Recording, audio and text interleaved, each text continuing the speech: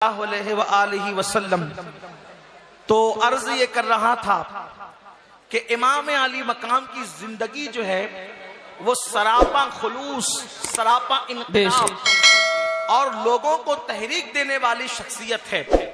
جہاں امام حسین کی زندگی ہوگی دل کے اندر، انسان کبھی بزدل نہیں ہو سکتا۔ جس کے سینے میں امام حسین ہوں گے وہ انسان کبھی باطل کے آگے سر نہیں جھکا سکتا۔ جس دل کے اندر امام حسین ہوں گے وہ کبھی باطل سے ہاتھ نہیں ملا سکتا۔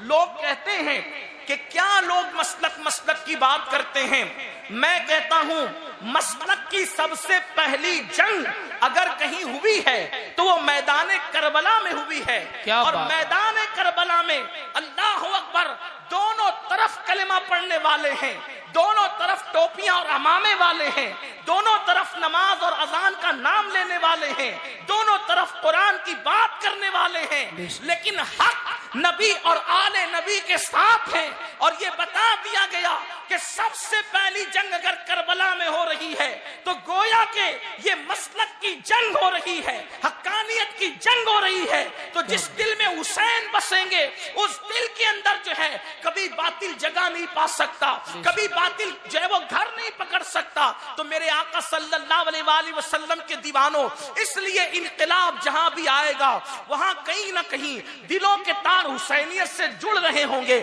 جیسے کہ میں آپ سے بھی مثال پیش کر رہا تھا، اللہ اکبر، ذرا غور کرنا، ہم حسینیت سے دور ہو گئے اس لیے بزدل ہو گئے، ہم حسینیت سے دور ہو گئے اس لیے مسجدوں کو آباد کرنے سے دور ہو گئے، ہم حسینیت سے دور ہو گئے اسی لیے ہاتھوں میں شراب کے پیالے آ گئے، ہم حسینیت سے دور ہو گئے اسی لیے لوگ نشے کی طرف بڑھ گئے، ہم حسینیت سے دور ہو گئے اسی لیے آنکھیں پاپ دیکھنے لگی۔ ورنہ اللہ اکبر جہاں حسینیت ہوگی وہاں ہوگا کیا؟ اس ہندوستان کی سرزمین پر جب انگریزوں نے ایسٹ انڈیا کمپنی کے نام پر اپنے پنجوں کو گاڑنا شروع کیا تو اس وقت سب سے پہلے انقلاب کی آواز اگر کہیں سے گونجی تو ان لوگوں کا تعلق امام حسین اور کربلا سے تھا۔ آپ دیکھیں 1857 کے اندر سب سے پہلے جس نے جہاد کا فتویٰ دیا وہ فضل خیر آبادی کا تعلق میدان کربلا سے تھا۔ اسی طرح سے مراد آباد کی سرزمین پر سید کفایت علی کافی مراد آبادی کو جو اسی ملک کی بقا اور سالمیت کے لیے جنگ کی جو ہے وہ اللہ اکبر پھانسی دی گئی، اور انہوں نے ملک کے تحفظ کے لیے مسکراتے ہوئے پھانسی کا پھندا چوما تھا۔ وہ شخصیت کا تعلق بھی کہیں اور سے نہیں بلکہ میدان کربلا سے تھا۔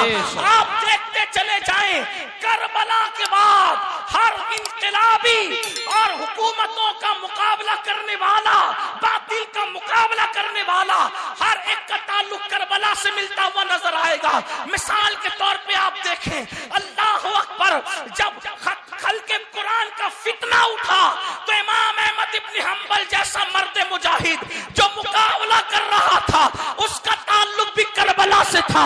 اسی طریقے سے جب اکبر کا فتنہ اٹھا تو اللہ اکبر مجدد الفسانی اس کا مقابلہ کرنے والی شخصیت کا تعلق بھی عقیدتوں کا میدان کربلا سے تھا۔ اور جب 14ویں صدی کے اندر رسول اللہ کی شان میں گستاخیاں ہو رہی تھی تو ان سب کا مقابلہ کرنے والا 14ویں صدی کا مجدد، ان کا تعلق بھی دل کا کربلا کی سرزمین سے تھا۔ نعرہ تکبیر، نعرہ رسالت، حضور سید امین القادری صاحب قبلہ، عشق محبت، عشق محبت۔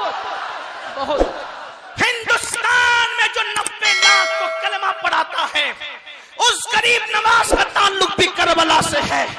جو اللہ کے دین کو نئی زندگی عطا کرتا ہے وہ محی الدین کو سلاجہ دستگیر کا تعلق بھی کربلا سے ہے۔ کر سکے اللہ اکبر قریب قیامت دجال کے فتنے کے لیے جو امام محمد مہدی زمین میں تشریف لائیں گے ان کا تعلق بھی میدان کربلا سے۔ کیا بات! حسین اس شخصیت کا نام ہے جو ایک مرتبہ قربانی دے کے قیامت تک اللہ کا دین بچا رہے ہیں، لیکن